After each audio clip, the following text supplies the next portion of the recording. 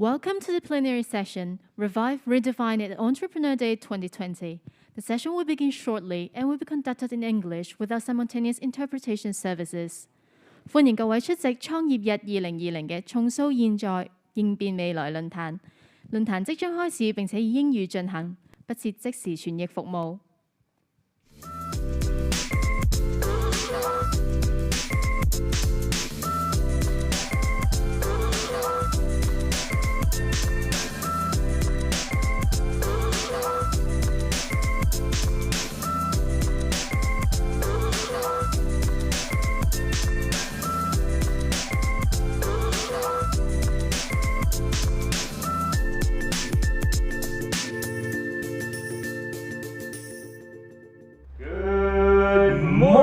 Welcome to Entrepreneur Day, Eday 2020. I am Vivek Mabani, and this year is a special year. The world has never before faced such a large global challenge. Startups in particular are vulnerable under this difficult situation, but we are resilient and we will fight for survival. Now, we are exercising social distancing very seriously, and as such, the HKTDC has decided to reschedule Eday to December this year. But we feel that inspiration and learning should not be bound by social distancing, and technology has helped bring us closer, and innovations have no boundaries. So here we are today. Eday continues in online mode, and in the following 2 days, the HKTDC has prepared a full range of online seminars that put forward the theme Revive, Redefine, to highlight both the practical and inspirational aspects of startup businesses for survival, growth, transformation, and sustainability against the changes of challenges in the ecosystem. Now, the HKTDC, for the first time ever, has invited top-ranked futurist Gerd Leonard to share his insights on future megatrends and the role of human creativity and imagination to create breakthroughs in the tech-dominated era, to inspire entrepreneurs and young talents to get prepared for the future at T-Chat Futurizing Your Businesses,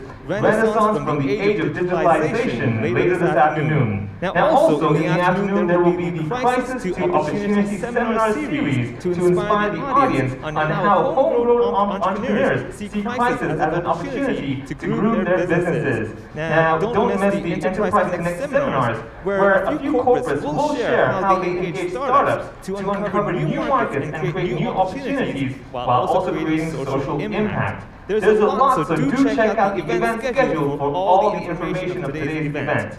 And with that, let's get things started. Ladies and gentlemen, here in Hong Kong and from around the world, I am so excited to kickstart the first program of today, the Eday Plenary Session, Revive, Redefine. Now, during the session, you are welcome to raise questions through the Q&A box next to the video frame. Selected questions will be asked in the Q&A session towards the end. So without further ado, let's welcome Mr. William Yi, Managing Director of Carousel Hong Kong. Please welcome William!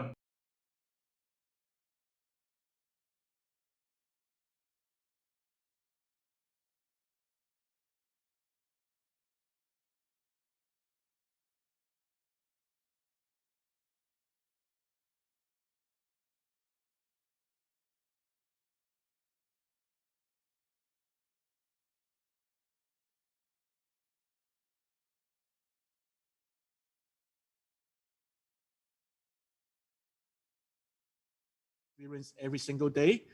In the next 15-20 minutes, I'll quickly share what myself, what my company Carousel is seeing, and what we have been doing, and some of the insights or lessons learned or experience that I want to share. So, without further ado, what would the world look like tomorrow? I think this is the questions we have been asking ourselves for many months. Like for those who are in Hong Kong, anywhere in the world, and it happens so that it becomes so clear that like every single day we are wondering. Even for us in Hong Kong, as I mentioned, I feel a little bit ashamed that I cannot join James, Crystal on site today. I'm in my office, and we have a policy of working from home starting just like a Monday. And if you look back 10 days ago, like we won't know what happens to Hong Kong, and we are still not sure. And especially in the startup world, what will it look like? So by saying that, like, let me give a 1-minute introduction of myself. Hopefully, like, you find my photos and the video is quite alike. There's not much Photoshop there. I am now as the managing director of Carousel Hong Kong. And before joining Carousel, I has been working in the technology industry for close to 2 decades. And prior to joining Carousel, I was the chief executive of PayPal Hong Kong for 5.5 years. And I also have been a carouseller myself for more than 4 years. So now that's enough about me. So what about Carousel? So I hope you heard about it and know a little bit of who we are and what do we do. But I also want to refresh everyone else's memory. So Carousel is basically a startup from Singapore. Looking at this, the photos are 3 of our founders. It was founded in 2012. 3 young guys like doing a hackathon during a weekend. And what problems are the founders, Ray, Marcus, and Lucas, trying to solve? They found that, okay, like a lot of guys, like myself, we love to buy gadgets. And there's just too many gadgets lying around, and we don't have enough space, we don't have enough money. So they are thinking, okay, what they can do. So they have this idea, how Carousel or how they can enable or we can enable people to quickly list any items for sale. We call it snap, list and sell within 30 seconds. Snap meaning you are using your iPhones, you are using your Androids, you are using a smartphone, and then you can list it and you can sell it. And also at the same time, how we are keeping a little bit of our personal information by introducing the in-app chat. So, and if you look at Carousel back in 2012, basically it's all photo-centric. Now we are in the era of 2020. If you look back, yeah, it looks a little bit legacies. We are introducing videos and a lot of stuff. But back in that time, it looks quite something that a lot of people like. And one more important thing is like, it's not about technologies. It's always about people. One thing at Carousel we highly looking after on or looking upon on is how we introduce the social elements inside it. And with all that, like Carousel decided to go into Hong Kong market by 2016. So here is where we are nowadays. So after 4 years in Hong Kong, now we are serving over 600,000 users, unique users on a weekly basis. And starting last year, we introduced our Octos. Earlier this year, we also introduced the property categories. And it has been overwhelmed, a lot of growth on that area. And thank you for all the supporters. So enough about Carousel. So this is like what we are looking at today. As an entrepreneur, as a corporate guy who has been working in the corporate world for 20 years, now as a startup, one of the things that I do believe for a lot of entrepreneurs, especially in this time where we are facing the pandemic, where we are in the middle of the COVID-19, first thing is like my first tip number 1 is be agile. So and what do you mean by agile? Like everybody is talking about agile, agility. It looks like a buzzword. Is it something new? Honestly, it's not. If we look back, like one of my most admired scholars, scientist, Stephen Hawking, he actually said it long time ago, intelligence is the ability to adapt to change. So basically, like we are intelligent animals. We are living in this world because we continue to adapt to change, especially in these tough times. So having said that, basically what we are looking at is trying to find the business drivers, and we are having to look all the times how we can turn around fast enough, how we can move ourselves fast enough and be ready to adapt. So let me share the stories. I remember very clearly, Hong Kong is almost the first city to look at this, like back in 2003 when we have the SARS, and this year when we are in the Chinese New Year. I still remember on the 4th day of the Chinese New Year, I get a WhatsApp call from one of my close reporter, and she pinged me and she asked, hey, William, like it looks like there's a crazy spike in the needs of masks. And she also realized that, wow, look at those prices.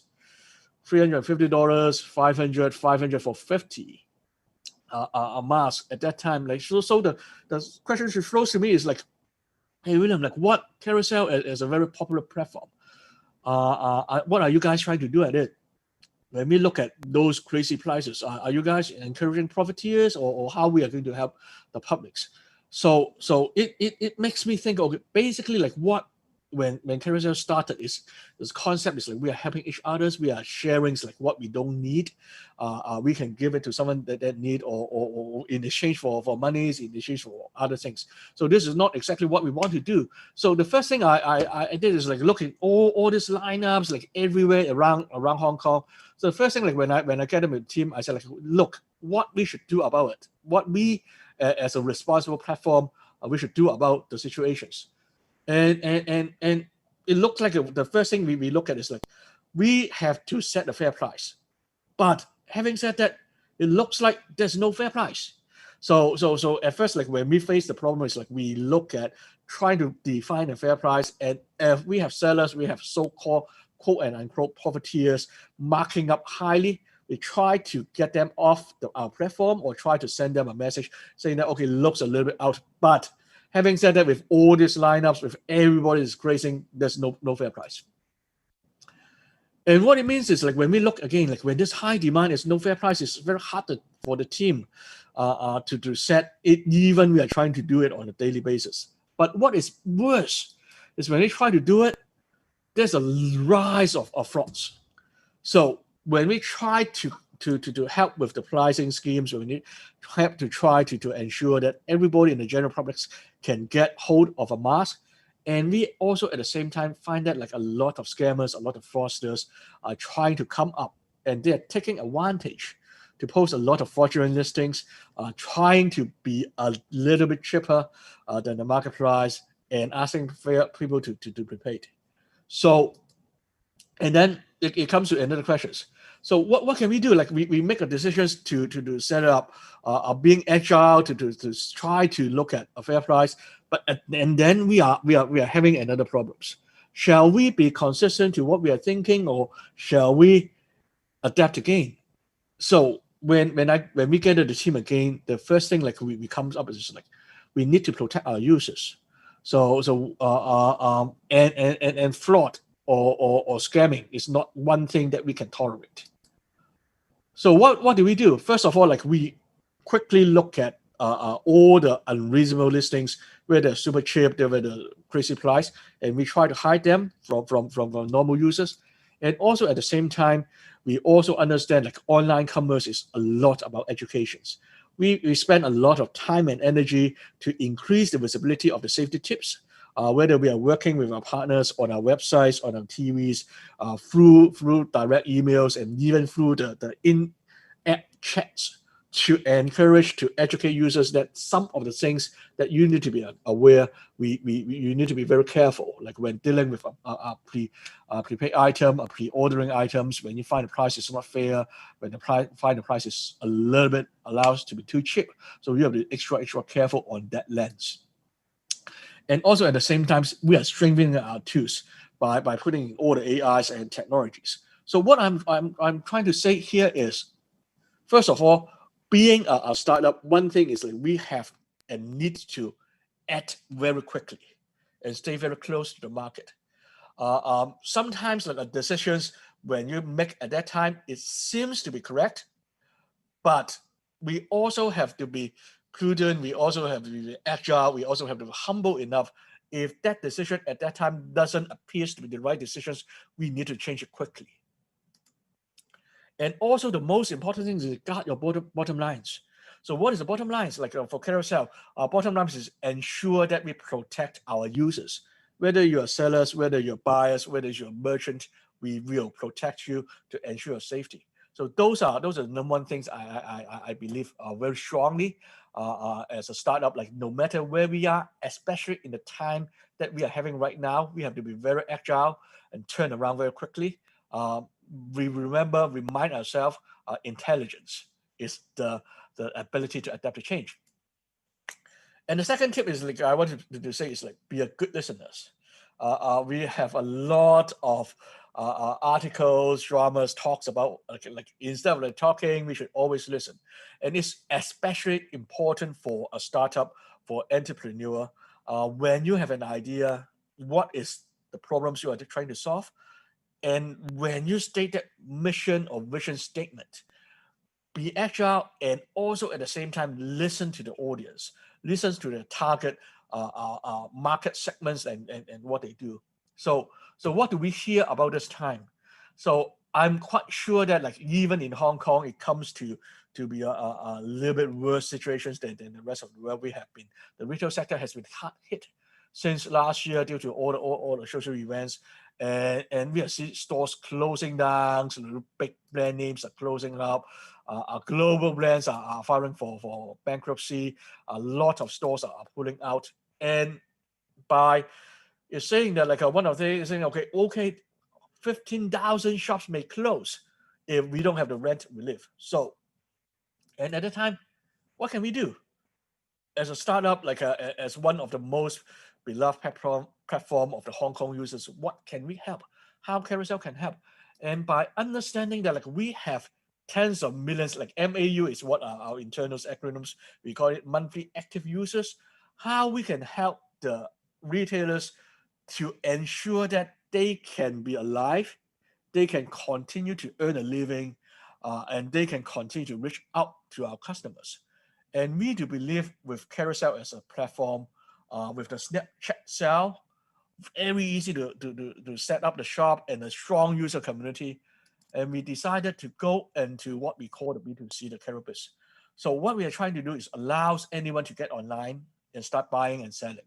So whether you are already an online shop, we are trying to introduce the traffic to use.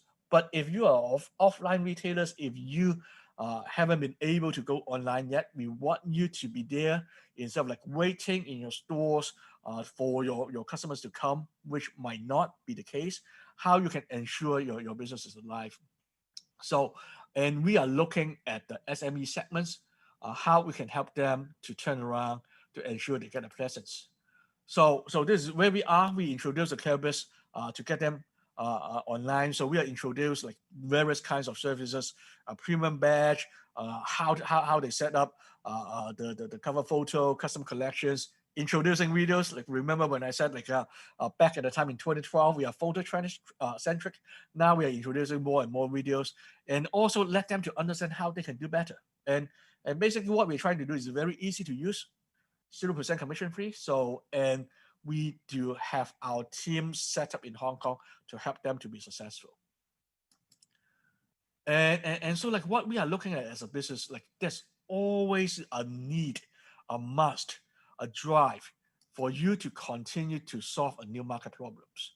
So when we first started, we are trying to solve the declutter, the Marriott condo problems. But like when we see that like the SME, the retail sectors is having the problems, we identify the solutions, we refine our models, and we continue to do it.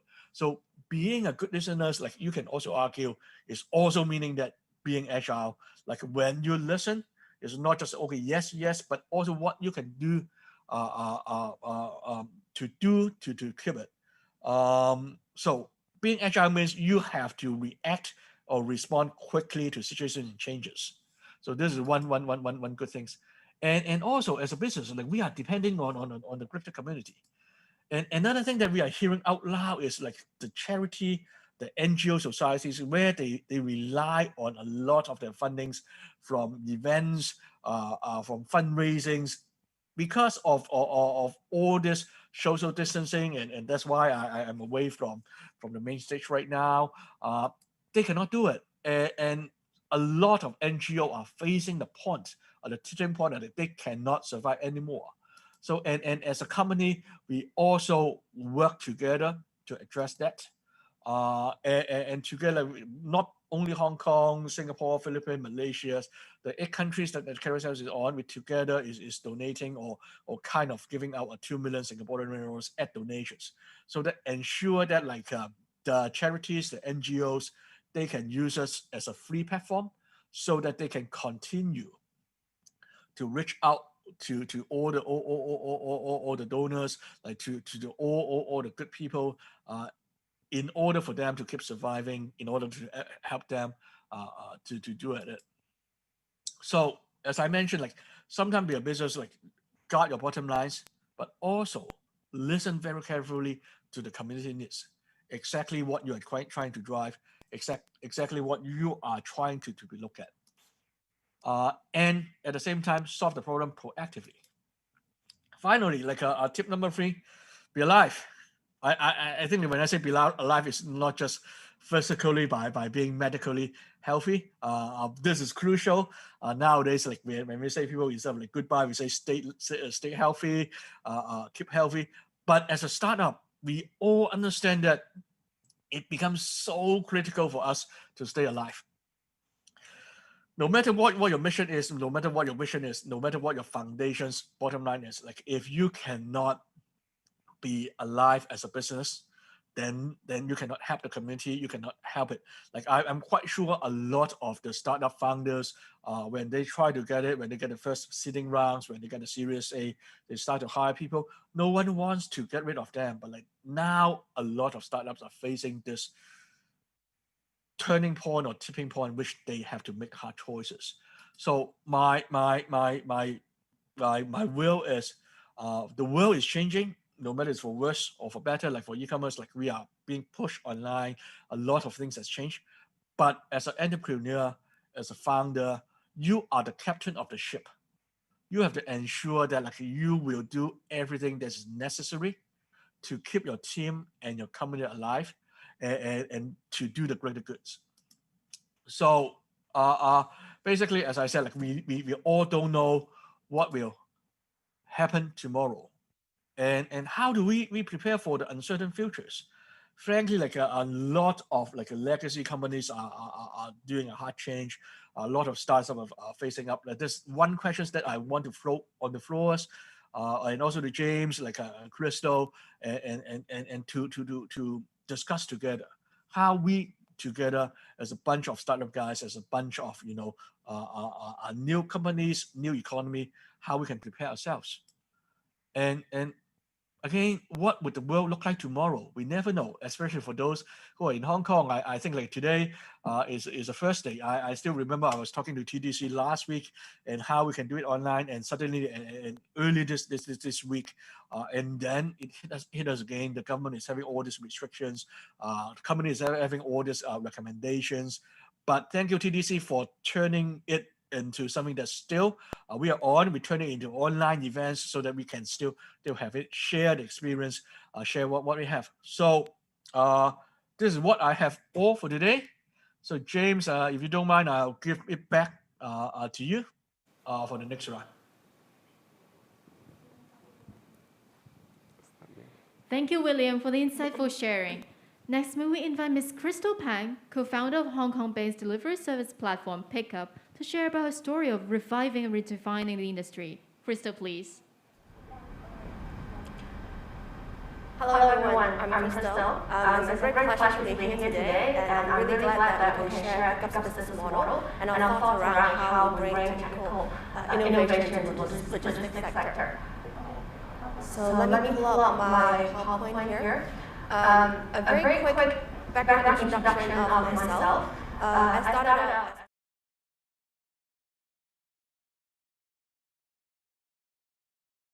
at MathWorks. So I also spent 5 years in investment banking before moving on to the startup scene. So prior to Pickupp, I was an early member of Uber Hong Kong, handling mainly operations. So a lot of people ask, why logistics? And for someone like you, never been in logistics sector, jumping right in, why this sector? I think as an engineer, having this problem-solving mindset, what I noticed is that the traditional logistics sector has a lot of surface gaps. So from moving one thing to moving something from one place to another, we are seeing a lot of pain points because the consumer behavior is changing. What we're seeing is the boom of e-commerce. So people are buying a lot more, people are purchasing a lot more during peak times and sales times. And we're also seeing like omni-channel retail, new trends. So the traditional logistics sector, they may be pretty good at moving things on a B2B basis, meaning they move something to the retail point and they drop it off. So the traditional fleet may be pretty handy. But now people are buying more and they want things to be sent home. And not only that, they are also purchasing a lot of perishables, especially during the difficult times now. People are buying a lot of things, not just fashion items. They are bulk buying maybe 6 months worth of instant noodles to be sent home. They're bulk buying a lot of perishables, grocery items to be sent home, because now we all cook at home at night. So then this whole logistics sector, we're seeing like a lot of gaps that they're not targeting. How do you give flexibility? How do you make sure things get there timely? And if things cannot go into a warehouse, how do I tackle it? Not only that, you're sending things to home. So if someone can only receive something 9 p.m. at night, do you still use a traditional fleet to do that? So that's how pickup come about. And we look at logistics with a fresh pair of eyes, and we're an asset-light model. We do not believe in buying a lot of fleet, buying a lot of warehouse to solve the problem, but we do know consumers look for 3 things. One, they want things cheap. If people think about delivery, they always think, hey, how come it's not free? So I think people are always looking for cheap delivery options. Not only that, they're looking for flexibility, because when they're buying during Double 11 or when they're buying during Thanksgiving, they want to buy a lot. So it can easily go to 5x or 10x of delivery needs, and they want it immediately. They don't want to wait a month. So the third thing is, people also want transparency and traceability. A lot of people ask, hey, how much longer do I need to wait at home for my instant noodles to come? I don't want to wait here for 4 hours. Is the guy here or not? Should I leave or should I keep waiting? So we are seeing a lot of these problems. Maybe in the past, the technology hasn't caught up, so it becomes opaque and non-transparent. But now we have a lot of new tools to tackle it. One thing being, the new or the coming of Slash generation. Yes, it is very inflexible to operate a fleet, but how about crowdsourcing? There are a lot of idle capacity in the city. A lot of people with downtimes, students, maybe they work until 3 p.m. and they will have 4 or 5 hours of downtime. Semi-retirees, they're still very healthy and they can run around and they can do neighborhood deliveries. Are we able to utilize them effectively? As long as there is a good technology to trace and a good technology to do quality control. The next thing is, how do we control cost? When we talk about flexibility, meaning you want things immediately. So you're talking about enabling 1-hour deliveries, 2-hour deliveries, or same-day deliveries. I think in the past, when there's a fleet, there's schedules and there's roster. So it's very easy to predict. But what about you have 10 stores in Causeway Bay, and then you are sending 10 items to Tsim Sha Tsui in different times? Are we able to bundle on the way orders together? Are we able to put them together, give it to a walker? Or are we able to bundle larger items together and give it to a van? Because by bundling and doing so dynamically, we can reduce the cost, thereby giving these cost savings back to the merchants and also the consumers. So I think these are a lot of the big problems that maybe in the past people are not thinking about it in the logistics sector, but as the consumer behavior changes, we see a lot of benefit by running a new model like Pickup. So this is how you will visualize a traditional last mile delivery provider.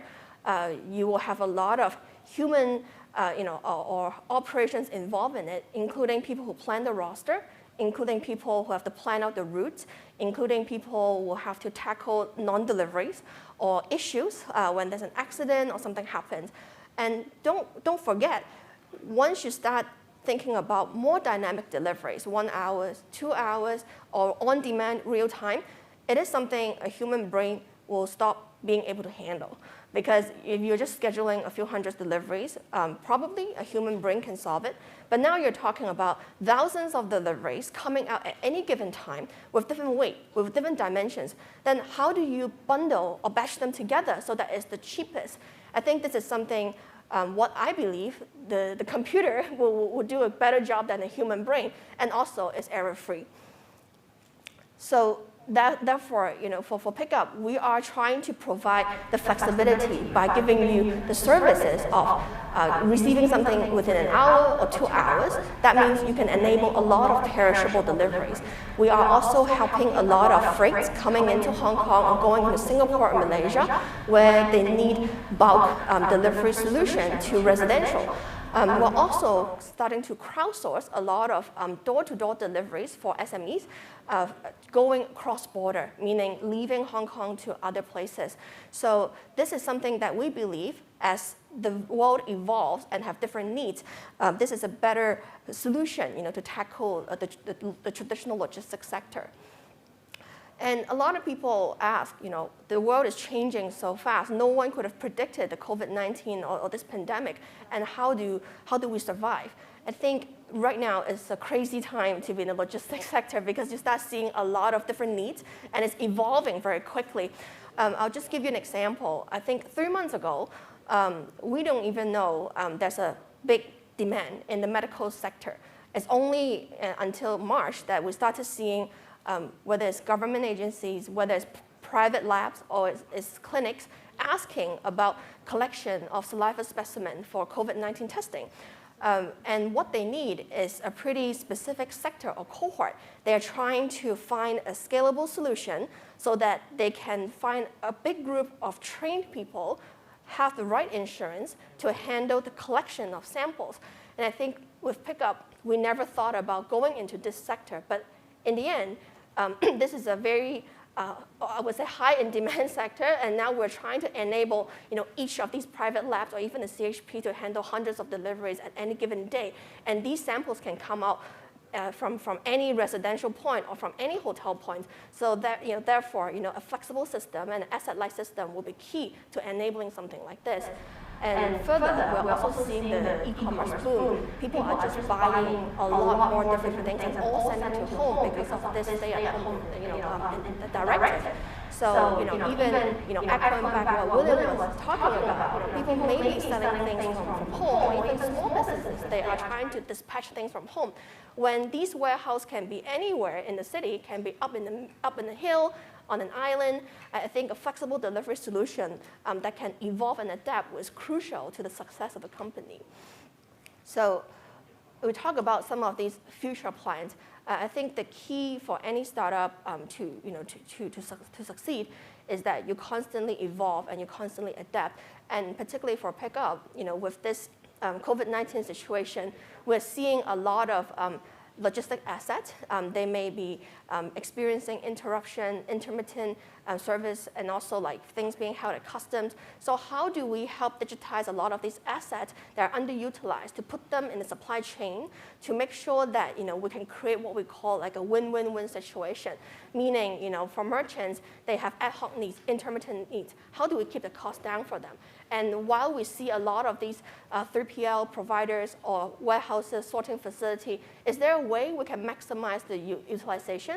And lastly, we believe in this growing or continuous Asia e-commerce boom where there's no boundaries anymore. All these parcels is flowing from country to country. So I think the key here is for Pickupp to just keep riding on this plan. So I guess this concludes my presentation for today. Are we moving on to the Q&A session? Thank you very much, Crystal. Crystal, please remain on the stage, and let's welcome back William and our moderator, Mr. James Kwan, Executive Chairman of Jumpstart Media, to join us for the Q&A session. Hi, welcome everybody. I'm glad to see so many people joining in today because I see we have a lot of questions, and I'm so happy to have William and Crystal here. Very insightful talks. So we're just going to go to what the audience really wanted to ask.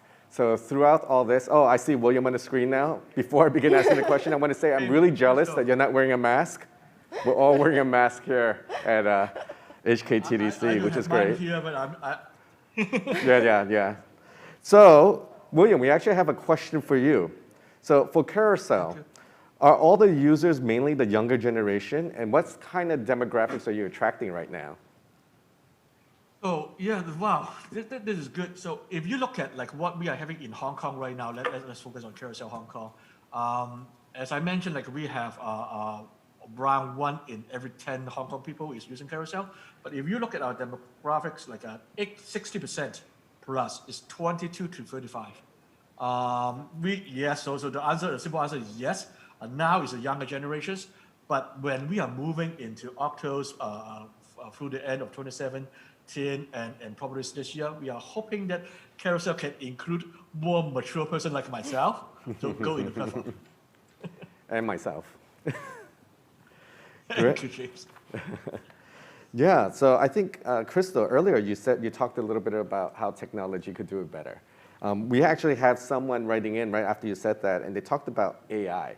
And maybe this is actually applicable to both of you guys, but we'll start with Crystal. How do you see AI for the future of your company? How would it be implemented into your company?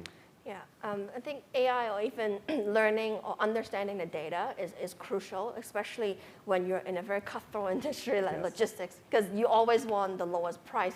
So essentially what Pickupp is doing is helping a lot of the small merchants purchase insurance. Because when we tell them, okay, with this price, we are able to find someone to go along the same way, with a batch order, that's what the engine is running at the back. So, with that, it's a constantly improving and learning model so that we can keep, lowering and offering the best price for the customers, which is the key to the logistics sector. Right, great. And William, how about you with Carousel? How do you implement AI into your app? Thank you, James. So AI is a big topic and exactly like what we are having inside our mindset on deploying. So when we say, like, one thing we always say is to be the customer champions. And my own belief, like whether I was in my past companies, whether I'm in Carousel right now, trust in the platform is like one crucial factors. So in Carousel, we do employ or deploy a lot of AI into the logistic, whole logistic systems to understand like what is likely to be a fraud. And whether it's a fraud, like how we can prevent it. And if you dial back to like what I share, like when we started, we do a snap list and sell. So meaning that like we don't want you to, as a sellers, as a merchant, to list something, then you go through a list of KYC, a list of authentications. But also at the same time, we were a little bit exposed to frauds, to some scammers. Yes. So AI has been deployed a lot into trying to get those scammers or frauds away. And especially how we can ensure that as a buyer, you are always being directed to the things that you are interested in. So for me, it's a lot of men's toys, gadgets, like instead of like makeups, for the ladies. But like those are things like basically it's exactly in our DNA right now. Great, yeah, I can see how it could be very valuable for the Carousel. So, we have a lot of questions. I'm happy to see so many people writing in. I think this is for Crystal and William. So I think a lot of the audience really wants to know about where did you meet your partners, the startup founders? I'm assuming that they're talking about how do you find partners and founders in your journey. Mm-hmm. Maybe Crystal? Sure. I think obviously, I'm not that young. I've had multiple jobs before I started Pickupp. So usually, people who you work with in the past and people who you identify their certain talents as certain things, like I guess there's no perfect entrepreneur, to start with, right? But people all start to ramp up and learn, along the way. But there are also like traits of people being proactive, people always being passionate about what they do. So I think the journey goes with, you are observant about like who's around you and who demonstrate like similar traits or share similar vision with you. I guess that's how, you'll find your co-founders and partners along the way. Great. And William, how about you? You've had a journey in different companies. How did you find your partners and how did you land into the space that you're in now?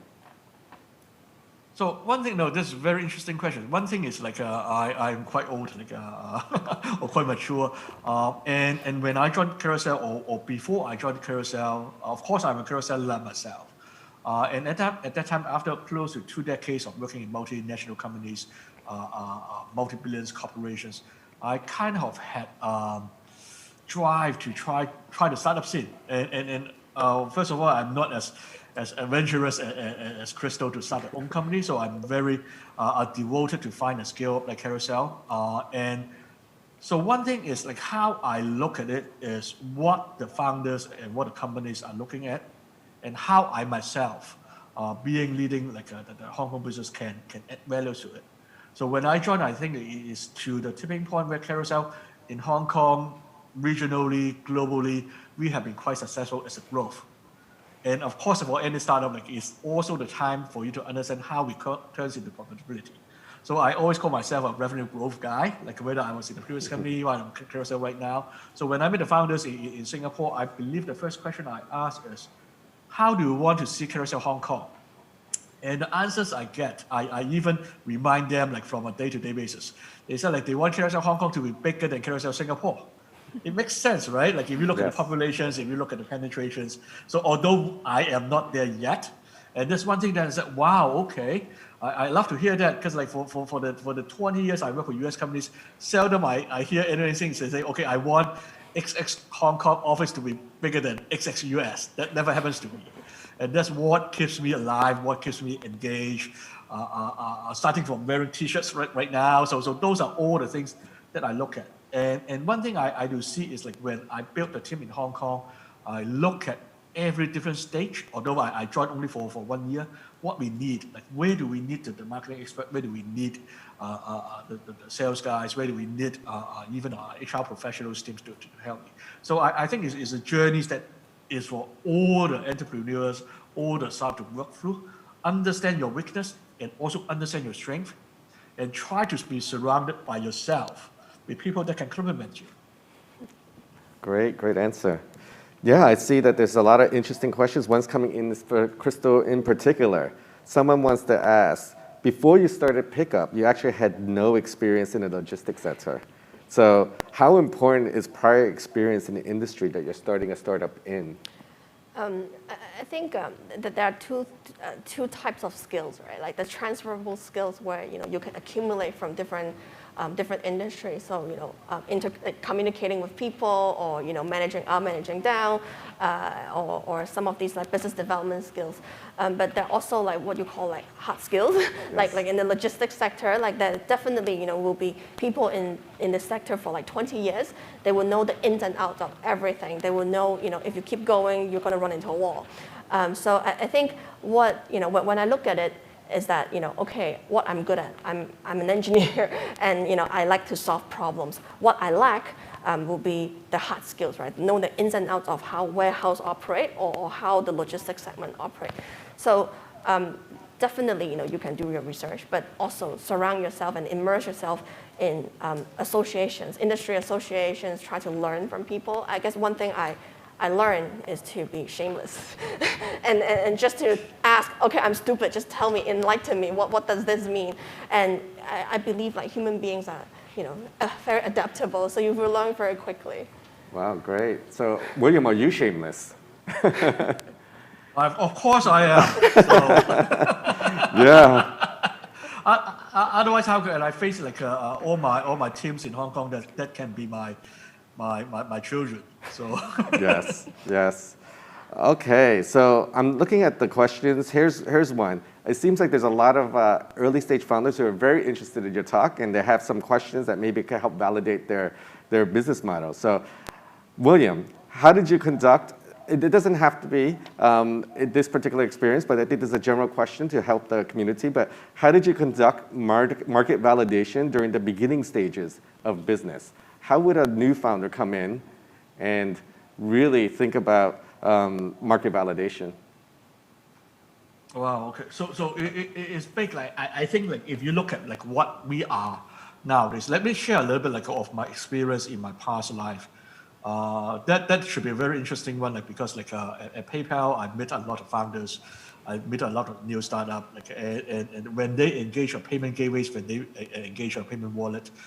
It's almost the tipping point. They're trying to become profitable. So instead of just pure growth, how they get the monies in. So one thing I see is you should not limit to only yourself. I always said like no matter where there's a new company, no matter it's a new solutions, no matter it's a new initiative or product, always ask a very simple or silly or the first questions. What problem are you trying to solve?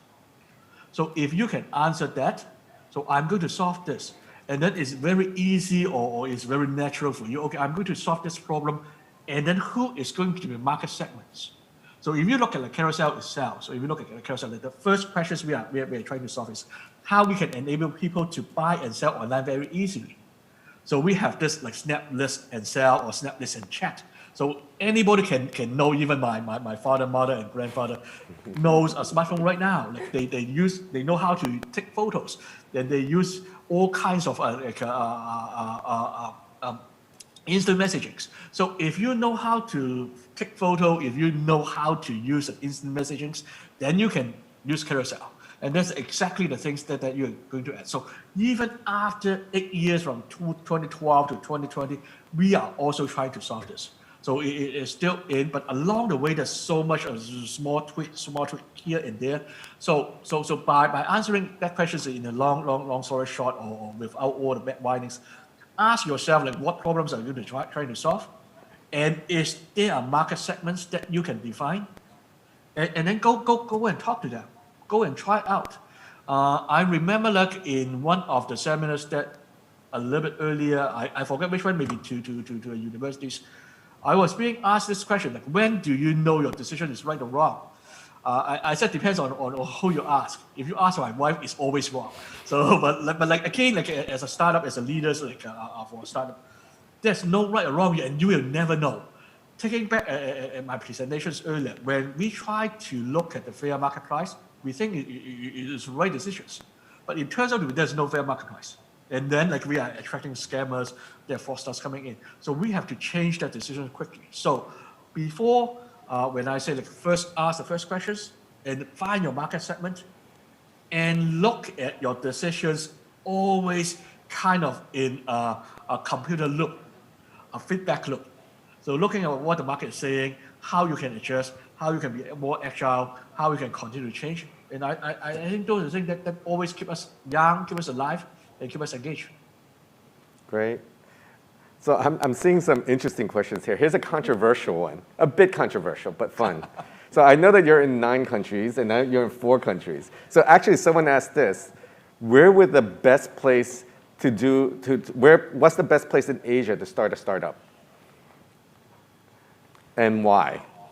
So maybe Crystal, you could take this one first. Okay, I think this is a very good question. Yes. But the answers also vary depending on the entrepreneur. If you ask me, Pickupp started in Hong Kong, and a lot of people would think Hong Kong is not the best place to start a business, like rental and like labor costs and all these things, right? But I also believe that no matter where you are, like you're there to solve the problem of the city. So as long as you have a good product and a product that sells and you're solving the problem, right? You will survive in that city. And sometimes I would also think it's not just about where to start the business, because starting it is just the first step. But scaling it is the marathon that you have to go through, right? So even though you think, oh, this is the best place to start, but as you expand, you still have to localize, and you still need to adapt to different cultures and different behavior. So there's really no good way of saying, like, this is the best place, essentially. We're trying to trap you here. William, I mean, just give quick thoughts on knowing the Asian landscape. I know it's a tough one because you're in 9 countries, Carousel, but maybe give some insight into where you think would be a good place. If you had to relaunch Carousel from the very beginning, what country do you think would be a best starting point? So it's a tough question, and I'm fully aligned with Crystal. So basically, there's no right answer for this.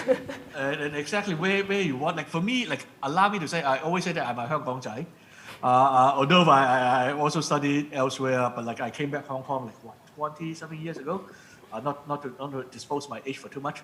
I love Hong Kong, so I admire Crystal and all the great founders of Hong Kong, all the unicorns we are having or going to see. But of course, I'm working for to be unicorns or emerging unicorns from Singapore. So first question back to like what questions or what problems are you trying to solve? If you are living in that countries, if you're living in the cities, try to do that.